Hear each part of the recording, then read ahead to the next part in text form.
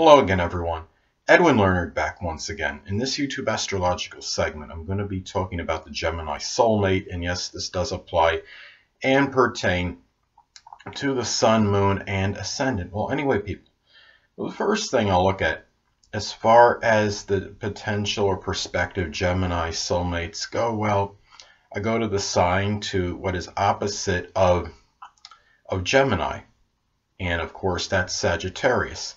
Sagittarius will also fall on the 7th house cusp in a solar or natal chart with Gemini. Now, the thing about this is, I think what can make these, what makes them very compatible as far as a significant other situation, a potential soulmate for Gemini, is really the fact that, Sagittarius is about speaking the veritable truth and whether it hurts someone or not. Now, Gemini is really like the opposite that way. Gemini, can be voracious at times, but with them is they often will say something in a way where they don't want to hurt the person's feelings. So sometimes it can be prevarication, sometimes it could be just omitting a few things from their statement.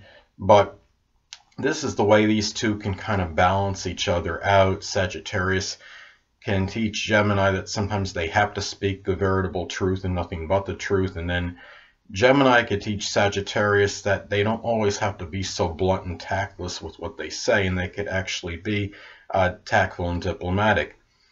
Gemini also learns a lot of things superficially. They can learn things very quickly, don't get me wrong. They could assimilate a lot of information in a small period of time, but Sagittarius is more about broad subjects and learning probably less subjects completely. And I think Gemini can show Sagittarius that they don't have to learn all their subjects completely. They could just learn a little bit about some, and Sagittarius can do the opposite for Gemini. They could say, well, Gemini, you can learn a little bit more on some of your subjects and have a little bit more stick-to-itiveness with it. So those, and also these two signs are really, very amiable. Sagittarius, of course, is always there. They're like that perpetual optimist, the incorrigible optimist, I should say. Gemini is very lighthearted.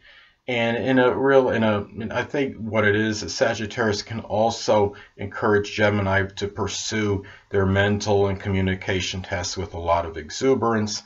So this could make a very good match. Now, another potential soulmate for Gemini is Libra. Now, both these signs, of course, are air signs. They're trine by sign.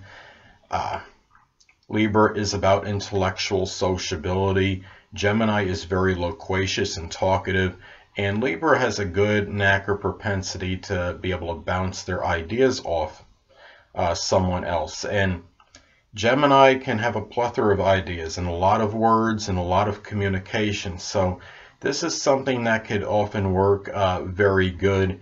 The only thing is that Libra is a little bit more relationship-like oriented than Gemini. Gemini can be very sociable and make a lot of friends and acquaintances, but as far as a more sustained relationship, Libra would emphasize that stronger, given that it is the sign of relationships. So that's really about the only potential hang-up in this situation with the two. Other than that, these signs, Libra will listen to what you have to say, and they're always open to hear someone else's suggestions and ideas. And Gemini, of course, is very adaptable, and they're also willing to hear another person's side of things. Gemini is often vacillating in their mind which way they're going to go on a certain issue, so they're not always even decided on what they're going to do. So they're going to be more than open to other suggestions as well. But Libra can be a little bit ambivalent as well, so that's another little negative perhaps in this. But other than that,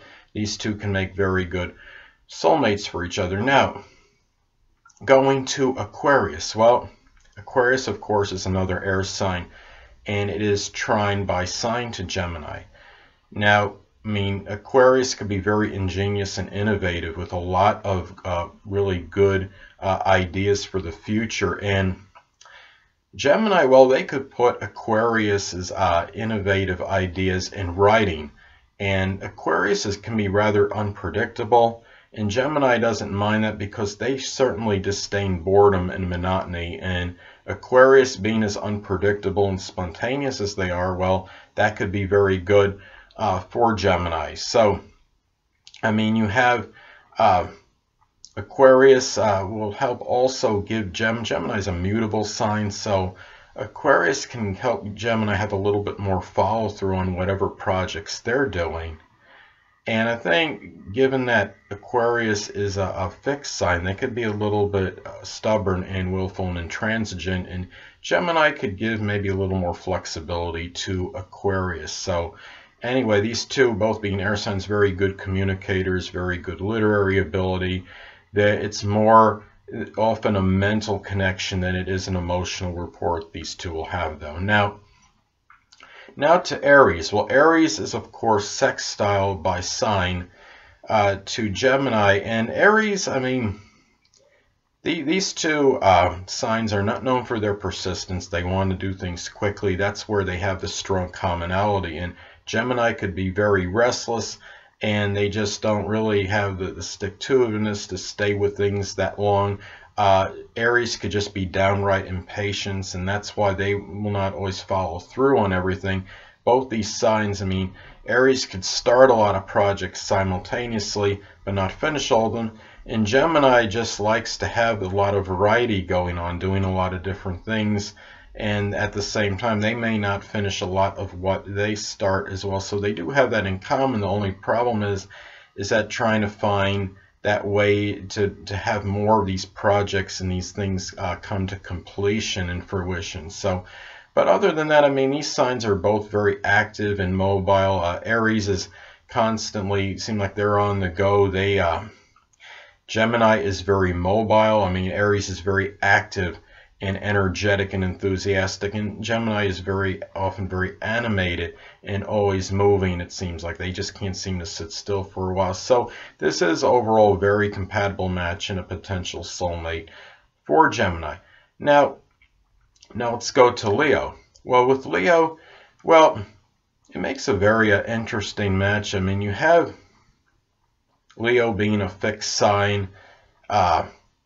They're the ones that will, I mean, Gemini, in any argument, I think Gemini is generally the one that would have to give in. But what's positive about this, and makes this an auspicious compatibility match, I think, is the fact, well, firstly, you have Gemini can talk up a storm, is very loquacious, of course, and they could cater to Leo's ego to some degree by talking about their positive attributes, but not in a phony way, of course, because Leo, of course, will at some point figure it out. Leo can be a little bit gullible, but at some point in time, they're going to be smart enough to figure out whether Gemini is telling the truth or not, or they're just getting buttered up just so they can have something. Now,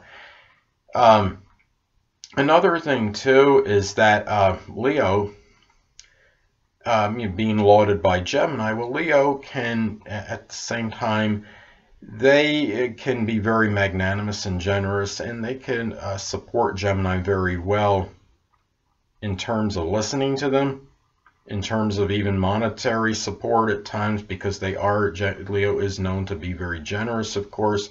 It could be support towards some kind of communication goals or some writing projects or whatever. So another thing too, what I think is really common with these two signs, and some people don't always look at it like this, but both these signs could be very childlike, and they could really enjoy, I think that these two signs would often enjoy playing games together more so than a lot of other combinations, because Gemini seems to have that eternal youth going with them. They are often very animated, very vivacious, and even very lively at an older age. They often have a very youthful countenance even at an older age. And you look at a Leo, of course, Leo corresponds with the 5th house in the zodiac of children.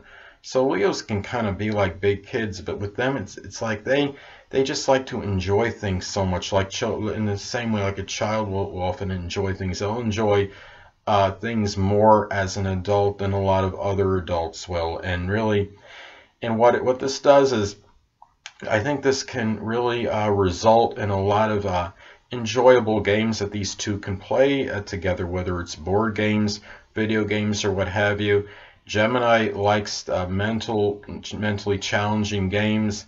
Leo likes to win and conquer. They like, I mean, Leo wants to be king. They want to be the best. Gemini might be a little, or is often going to be more quick-witted than Leo, but Leo, because they have that determination to win, they want to win badly. Gemini often likes the mental games like chess or haiku. Haiku, you play solitaire, I believe, but you could still play with somebody, because you could have one person play by themselves and then have the other person play and see if that person can get a better score than the first person. Also, Mastermind, Mancala are two other examples. And Gemini, and the thing about it is, like I said before, these two can have very competitive matchups, given that Gemini is often very intellectual, very smart. They could play these mental games very well often, but you also have Leo, who has so much fixity and so much determination in wanting to conquer and wanting to win. So anyway, now I want to talk about other potential soulmates. Could be when you have someone's north node hitting your sun, moon, or ascendant. In this case, Gemini sun, moon, or ascendant, because the north node is about the future and about one's destiny. And if your Gemini sun, moon, or ascendant conjoins one's north node, well, that person could very well figure prominently in your future. In many cases, it could be that potential soulmate or significant others. So that's and also, I mean, you look at the north node is what one is, attributes one is trying to develop in this lifetime. So the person with the sun, moon, or ascendant in Gemini can figure prominently in doing so for that person. Now, another thing is, if you have someone's south node conjunct your sun, moon, or ascendant in Gemini, well, on the surface, superficially, it sounds like this could be a really good combination, and a lot of people may believe that. But I mean, this could also be an instantaneous connection you may have with this person, because the south node, a lot of people believe, when you have these conjunctions, it could indicate a past lifetime tie with this person. So, but the thing about it is that the south node conjunctions to one's sun, moon, or ascendant could be energy depleters, or drainers, I should say. They could drain one's stamina and vitality. The moon, though, more of an emotional drainage. If it's conjunct someone's sun or ascendant, it could be draining that person's vitality.